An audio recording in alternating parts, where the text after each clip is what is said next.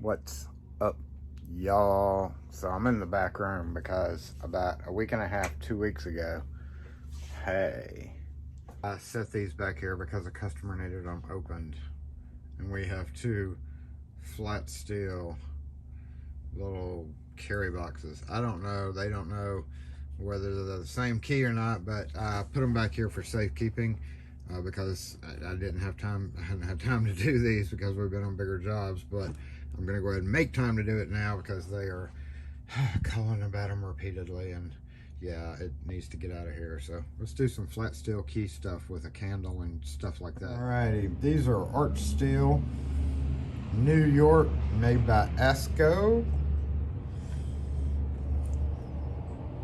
Both of them the same. Wait, no, that's a different logo. This one is Esco. This one is Studmaster with a globe. It's pretty neat.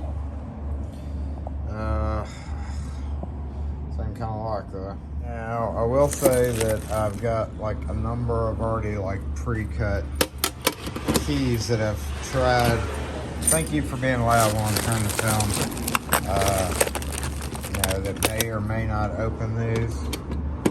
Usually when I'm cutting these, if I cut too deep or something, I will keep some of the ones that are not cut on a ring that is somewhere in there. So I was gonna do a video on this a long time ago and I never got to it, but see what I mean?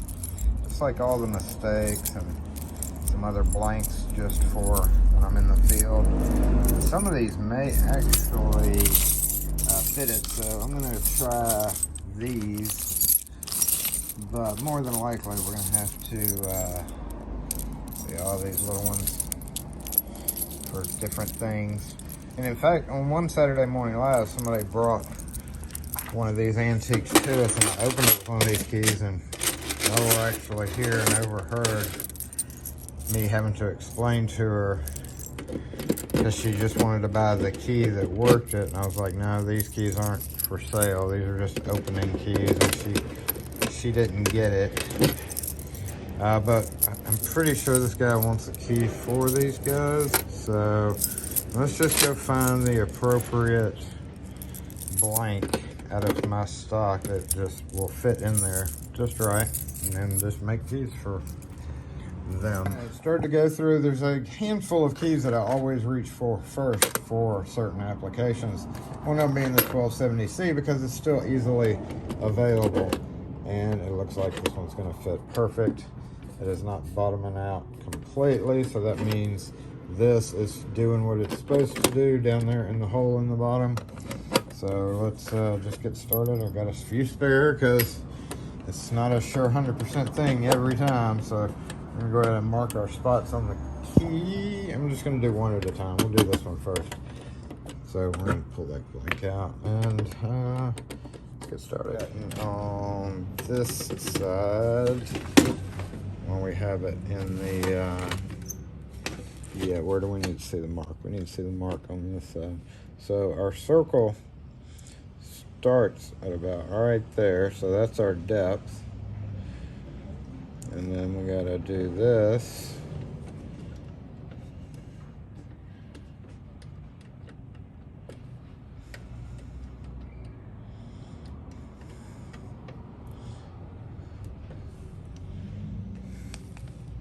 To see, there's our depth of cut and where we need to go forward of it. And we'll just take a little flathead screwdriver and give it a spin. And I'm gonna look right here to see where my flashlight went. There it is. All right, so by spinning it around right there, you can see the depth, for lack of better terms. You can see how thick this is, which is gonna affect where you need to make, or how wide you need to make your cut. In this situation, we're also going to look, I'm going to spin this around so that you can see right here. I believe you'll be able to see. So this ridge right here. Alright, so that ridge right there goes down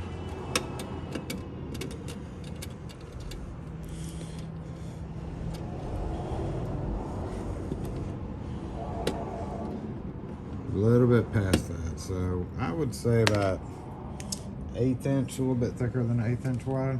If I was a measuring man, which I'm not, I'm gonna wing it. Is this on the right side? Yes. We would do this. Where are you in the screen? Oh, that ruler is so faded out, isn't it? Let's just say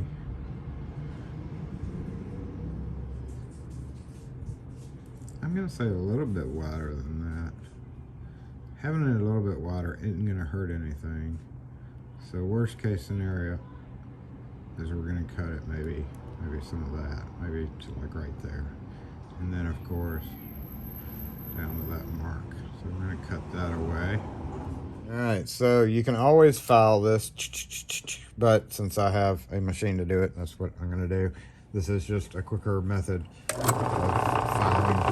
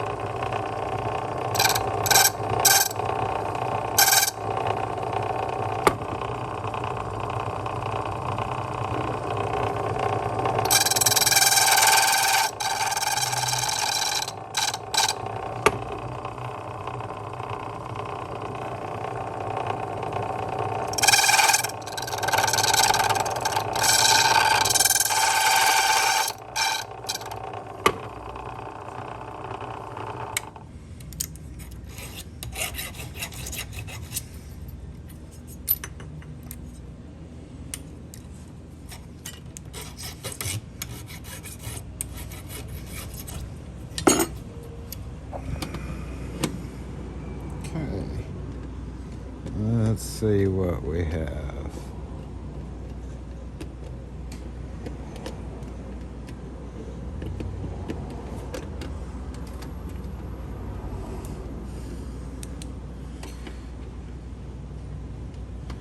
Is it deep enough? So what we're going to do is verify right there that we are indeed deep enough. Looks like it's just deep enough. And it should go over that. Yep. So now we're hitting our ward. Here's what we do. Get a candle. This is our obvious long-time smoking candle. We're going to put it away from the person's object. So what I'm going to do is I'm going to put it up here. Watch out, Yoda. Careful.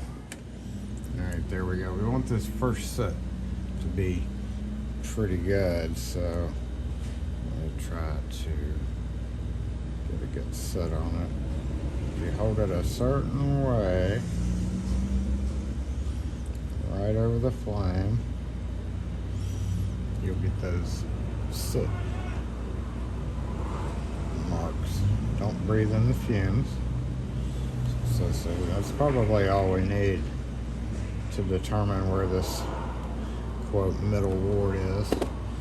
Always make sure when you're done, blow your candle out. Because there's our sooted up key. You can see perfectly black. Make sure there's no spots missing or that'll mess you up. It is not cooled down yet, so gently insert it, because as you insert it, it's going to scratch up the side. And the less scratching you have, the better indication of where that ward is. Ooh. Okay, so we're going to turn both ways. Maybe mark better on one side or the other. Not really putting a whole lot of pressure on it, and then I'm going to kind of wiggle up and down, not moving it much at all as I'm putting pressure on it, and then carefully withdraw it. Come on. Okay, I think I see it. I don't know, do y'all see it? Oh, we can see it really well on that side. There. That is where we're gonna cut. So what I'm gonna do now is, because this is on the side that I can't see when I'm cutting it in the machine, we probably are cooled off. So what I'm gonna do is just cut this right across here, so that when it's in the machine, I can see it right there. Alright, so we're going to put this in the machine and cut that ward. By me looking down, I was comparing it to this middle height. It actually needs to go that same depth. So that ward cut right there, or that cut, I guess you could call it, is just a stiff piece of metal.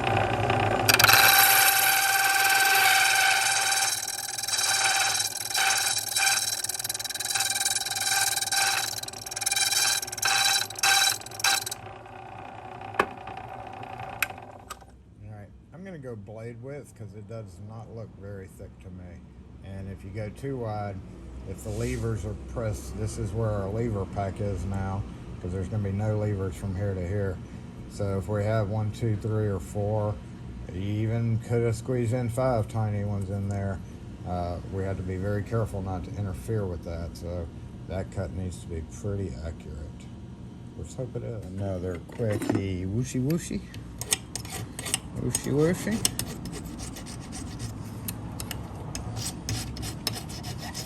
This is actually better for the sitting process as well. Alright, let's give it a go without cutting any. May just have that one ward in there. And let's also see if this is gonna, okay, so it's turning. We got the ward on. And we're gonna turn that way. I hit a solid stop that way. Okay, oh, I feel some spring pressure there. Oh, and we're open. Okay, so there we go. A couple of minor cuts and we got it. Now let's see, the important thing is whether the same key will fit them both. Doubt it. Oh, that goes deeper. Will it still open it? It still will open it there, kid-like. You got lucky. All right, but since it goes down a little bit more, it looks like I need to cut back here just a bit. Okay, let's keep this locked. We do not ever open it without the, I don't care what's in here, I just care about making the keys. So those are gonna stay locked and let him open them and do whatever. Okay, so we're just gonna widen that back just a hair.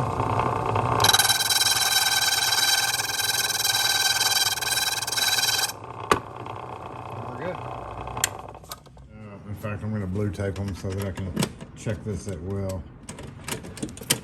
Definitely unlocks there. And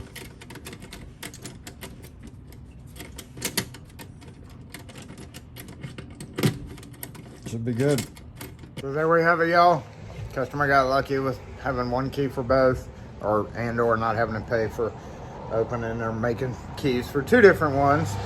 But fairly simple one. Most of the time these are, if they even have levers in them, they're going to be like 1 or 2, maybe 3 at most. That's for the fancier boxes, which you can't really ever tell until you start working on it.